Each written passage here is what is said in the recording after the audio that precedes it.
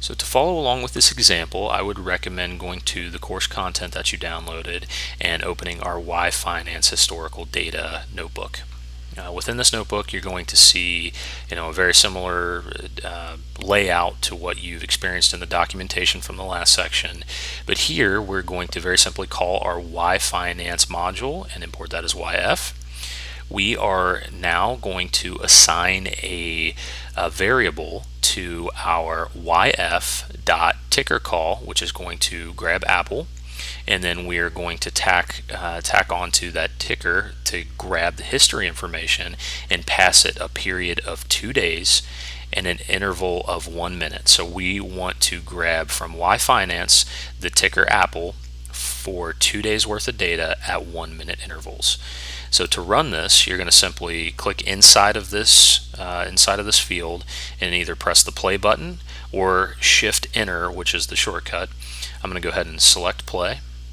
It's going to run this specific section, and then now to validate and check that it ran, you can come down into our second box here, and we're going to allow it to display what's assigned to our AAPL variable.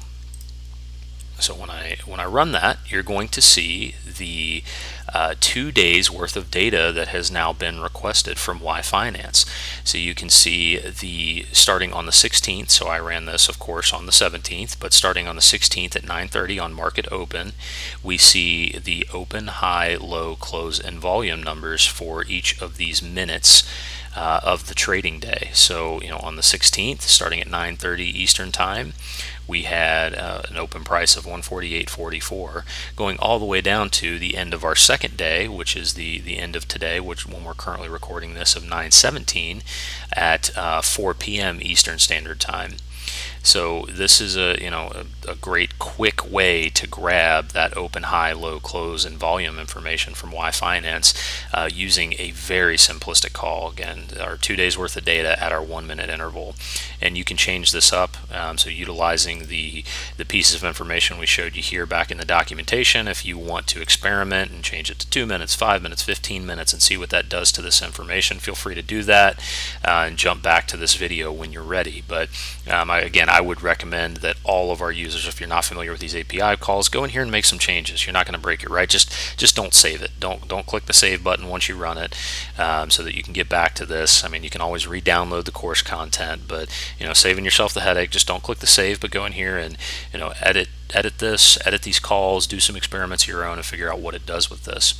And then the best way I've found to really interact with the data and to understand what you're grabbing and to validate it, to test your theories, is to bring it out and take it actually into a CSV and be able to play with it in Excel.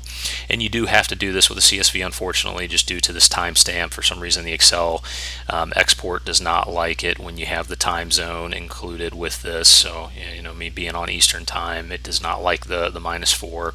Now there are calls where you can remove the time zone, but to keep this simplistic for this, I'm going to go ahead and just export it as a CSV. So down here, you can follow along with this as well. You're going to take your assigned variable, that AAPL, and we're going to give it a very simple toCSV call and then assign it a name. When you do this, it is going to export that AAPL.CSV right to the same course content folder that you stored within your computer at whatever location you chose. So go ahead and click play to get that to generate, and you can see that it most likely assigned it inside of this folder here on this this navigation pane side, and you'll see that AAPL.CSV appear. So I'm going to go ahead and open that, bring that up on our screen, and you can now see across all of these date timestamps that exported information so that you can get a little more granular.